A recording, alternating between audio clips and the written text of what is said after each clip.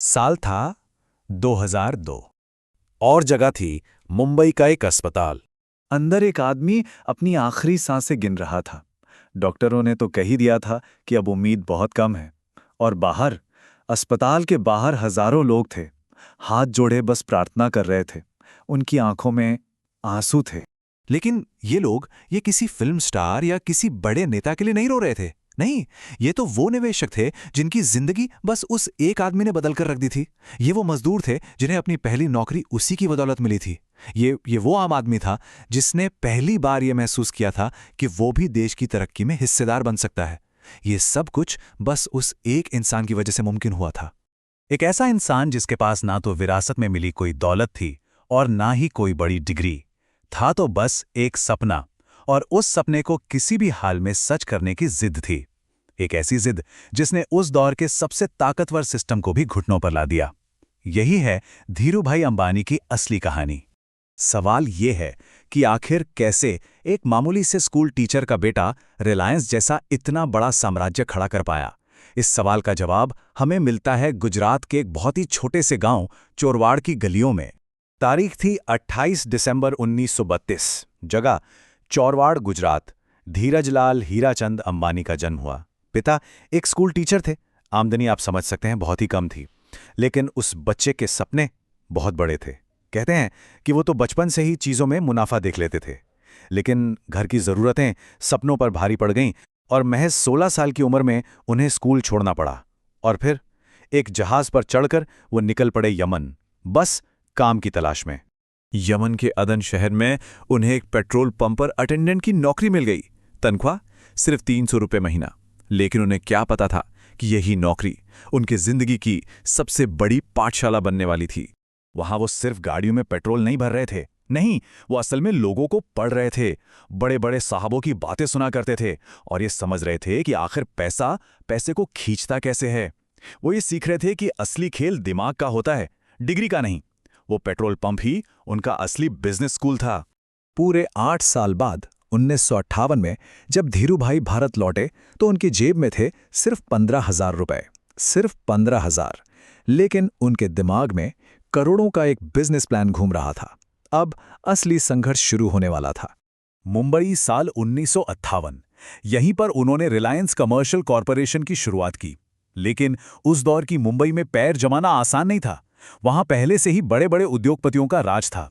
Bank किसी नए आदमी पर भरोसा करके कर्ज देने को तैयार नहीं थे, और सरकारी नियम वो तो एक फौलादी दीवार की तरह रास्ते में खड़े थे।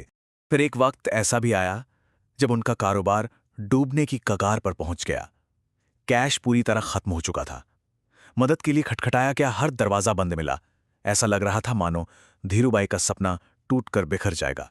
जब पूरे सिस्टम ने उन्हें नकार दिया तो उनके सामने सिर्फ एक ही सवाल था, आखिर पैसा आएगा कहां से। और तब धीरूभाई ने वो किया जो उस समय हिंदुस्तान में कोई सोच भी नहीं सकता था। उन्होंने बैंकों को, बड़े बड़े संस्थानों को, सबको दरकिनार कर दिया और वो सीधा गए देश की आम जनता के पास। जी हां, उन्होंने अपनी कंपनी को पब्लिक के लिए खोलने का फैसला किया। एक ऐसा कदम जिसे आज हम इनिशियल पब्लिक ऑफरिंग यानी आईपीओ के नाम से जानते हैं। उस सवाल का जवाब था आम आदमी। सोचिए, पहली बार भारत के किसी बिजनेसमैन ने देश के आम लोगों से सीधे सीधे कहा कि मेरी कंपनी में पैसा लगाइए, मेरे सपने का हिस्सा बनिए और इस देश की तरक्की में हिस्सेदार बनिए। ये एक बहुत बड़ा दांव था, एक ऐसा दांव जो या तो उनकी जिंदगी बना देता या फिर सब कुछ मिटा देता। और जानते हैं क्या हुआ? लोगों ने उन पे भरोसा किया। गुजरात के दूर दराज के गांवों से लेकर मुंबई की तंग चौल तक किसानों ने, शिक्षकों ने, रिक्शा चालकों ने, करीब 58,000 आम लोगों ने अपनी जिंदगी भर की जमा पूंजी उनकी कंपनी में लगा दी। ये सिर्फ एक निवेश नहीं था, ये एक क्रांति थी। एक ऐसी क्रांति जिसने भारत के आम आदमी को पहली बार एहसास दिलाया कि वो भी देश की तरक्की का मालिक बन सकता है। और धीरूभाई ने उस भरोसे को सचमुच सोने में बदल दिया। जिन लोगों ने 1977 में सिर्फ 10,000 रुपए लगाए थे, पता है 2002 तक यानी उनकी मृत्यु के समय उस निवेश की कीमत कितनी हो चुकी थी? पूरे 4 करोड़ रुपए। यही तो था धीरूभाई का जादू। उस ऐतिहासिक आईपीओ के बाद रिलायंस ने फिर कभी पीछे मुड़कर नहीं देखा। पॉलिएस्टर के धागों से जो सफर शुरू हुआ था, वो जामनगर में दुनिया की सबसे बड़ी तेल रिफाइनरी बनाने तक जा पहुंचा। धीरूभाई का बनाया साम्राज्य अब हर गुजरते दिन के साथ और भी बड़ा होता जा रहा था। एक वक्त तो ऐसा भी आया है जब रिलायंस अकेली कंपनी पूरे भारत की कुल अर्थव्यवस्था यानी जीडीपी का 3% हिस्सा बन गई थी। जरा सोचिए, सिर्फ एक कंपनी, सिर्फ एक इंसान की जिद। लेकिन कहते हैं हर कहानी के दो पहलू होते हैं, और इस बेमिसाल कामयाबी के साए में कुछ बहुत ही संगीन सवाल भी सिर उठा रहे थे। उन पर जो सबसे बड़ा आरोप लगा वो था सिस्टम को अपनी मर्जी से चलाने का। कहा तो ये भी जाता है कि उन्होंने सरकारी नीतियों तक को प्रभावित किया, अपने कॉम्पिटिटर्स को रास्ते से हटाने के लिए हर मुमकिन हथकंडा अपनाया और नियमों को अपने फायदे के लिए जब चाहा जैसे चाहा तोड़ा मरोड़ा। तो सवाल यही उठता है कि आखिर धीरूभाई अंबानी क्या थे?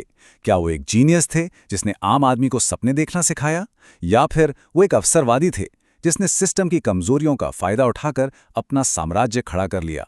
शायद जवाब इन दोनों के बीच कहीं है। शायद वो दोनों ही थे, और शायद यही बात उन्हें इतिहास के सबसे दिलचस्प और पेचीदा किरदारों में से एक बनाती है। 6 जुलाई 2002 धीरूभाई अंबानी ने इस दुनिया को अलविदा कह दिया। वो अपने पीछे कोई बड़ी डिग्री या पुश्तैनी विरासत नहीं छोड़ गए, बल्कि वो छोड़ गए एक ऐसा साम्राज्य जो आज भी हमारे देश की अर्थव्यवस्था की रीढ़ की हड्डी माना जाता है। वो अक्सर एक बात कहते थे, अगर आप दृढ़ संकल्प और परफेक्शन के साथ काम करते हैं तो सफलता खुद आपके पीछे आएगी। और देखा जाए तो उनकी पूरी जिंदगी ही इन शब्दों का सबसे बड़ा सबूत थी। एक पेट्रोल पंप के मामूली मुलाजिम से लेकर देश की नीतियां तय करने की हैसियत तक, गुजरात के एक छोटे से गांव से निकलकर पूरी दुनिया के नक्शे पर छा जाने तक, ये कहानी थी एक जिद की, एक सपने की, जो हकीकत में एक साम्राज्य बन गया।